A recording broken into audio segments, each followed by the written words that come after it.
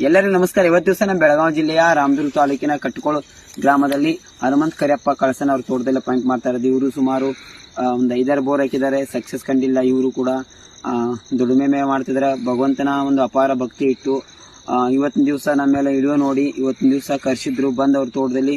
ನೀವು ನೋಡ್ತಾ ಇರ್ಬೋದು, ಕಟ್ಕೋಳ ಗ್ರಾಮದಲ್ಲಿ ನಾವು ಬೆಳಗ್ಗಿಂದ 4ನೇ ಪಾಯಿಂಟ್ ಮಾಡ್ತಾ ಇರೋದು. ಅದರ ಜೊತೆಗೆ ಇವಾಗ ಟೈಮ್ ಕೂಡ 11:25 ಆಗಿದೆ. ಇಂದರೆ ಏನು ಮಾಡೋಕ್ಕಾಗಲ್ಲ, ಭಗವಂತ ಅವರು ಟೈಮ್ ಬರ್ದಿರ್ತಾನೆ. ಮತ್ತು ನಾಳೆ ಬೇರೆ ಊರುಗಳಿಗೆ ಪಾಯಿಂಟ್ ಹೋಗೋವಿರ್ತಾವೆ. ಇವತ್ತಿನ ದಿವಸ ರಾಮದುರ್ಗ ತಾಲೂಕಿನಲ್ಲಿ ಆಲ್ಮೋಸ್ಟ್ ಎಲ್ಲ ಪಾಯಿಂಟ್ ಮುಗಿಸಿದ್ದು. ಇನ್ನೂ ಕೆಲವು ಪಾಯಿಂಟ್ ಅದಾವೆ, ಅವರು ಮತ್ತೆ ನೆಕ್ಸ್ಟ್ ಟೈಮ್ ಮಾಡೋಣ ಅಂತ ಅಂದ್ಕೊಂಡು ಇವತ್ತಿನವರೆಗೆ ರಾಮದುರ್ಗ ತಾಲೂಕಿನ ಎಲ್ಲ ಪಾಯಿಂಟ್ಗಳು ಮುಗಿಸಿದ್ದೀವಿ.